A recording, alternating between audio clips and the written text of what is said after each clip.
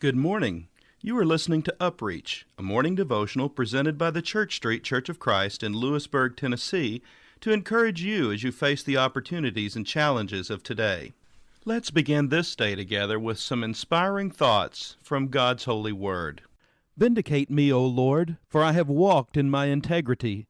I have also trusted in the Lord. I shall not slip. Examine me, O Lord, and prove me. Try my mind and my heart. For your loving kindness is before my eyes, and I have walked in your truth. I have not sat with idolatrous mortals, nor will I go in with hypocrites. I have hated the assembly of evildoers, and will not sit with the wicked. Psalm 26, verses 1 through 5. Throughout the Old Testament, we see many situations in which God tests his people in order to determine if they will follow him or follow the systems of this world. The nation of Israel is tested many times during the 40-year sojourn in the wilderness. And you shall remember that the Lord your God led you all the way these 40 years in the wilderness to humble you and test you, to know what was in your heart, whether you would keep his commandments or not. Deuteronomy chapter 8, verse 2. You might ask, why does God need to test us? Does he not know everything, including what we would do in every situation? Yes, God knows, but we do not know ourselves. God does not test us in order to find out something he does not already know. He tests us so that we can learn about ourselves and about his love, his power, and his faithfulness. In Genesis 22, God tests Abraham by commanding him to sacrifice his son Isaac on a mountain in the land of Moriah. Isaac is Abraham's only son by his wife Sarah, the son God has promised to Abraham.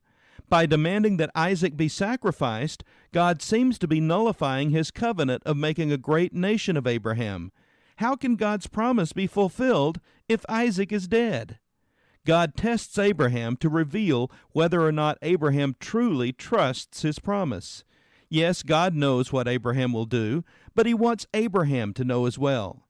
So God puts Abraham to the test, and Abraham passes.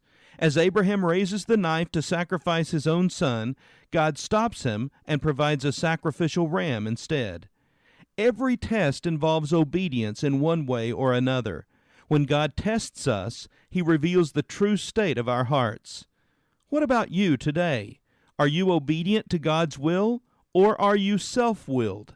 You may think you know the answer, but you will never truly know until you are tested. This has been UpReach, a presentation of the Church Street Church of Christ in Lewisburg, Tennessee. I am Kyle Bolton, the pulpit minister at Church Street, and I would like to personally invite you to come and share times of Bible study and worship with us each week. We meet every Sunday at 9 o'clock a.m. for our morning worship, followed by our Sunday school for all ages at 10:15 a.m. Then we meet again at 6 o'clock p.m. for our evening worship. We also have a midweek meeting for devotion and Bible study on Wednesdays at 6:30 p.m. I hope to see you there. Have a blessed day.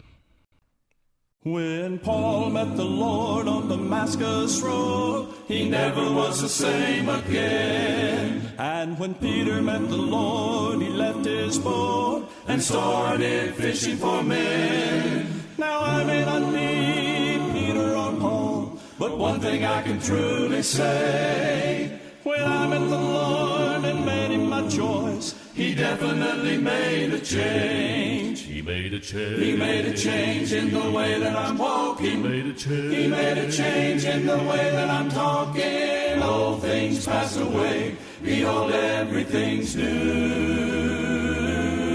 He made a change. He made a change in the way that I'm living. I'm born again, set free, finally forgiven. If he can make a change in me, he can make a change in you. Well, I've seen some old friends shaking their heads 'cause they never thought they'd see the day when a sinner like me would praise the Lord or bow my head to pray. Now I'm not what I used to be. You see, my life has been rearranged. It's nothing that I've done, but I found someone who definitely made a change. He made a change. He made a change in the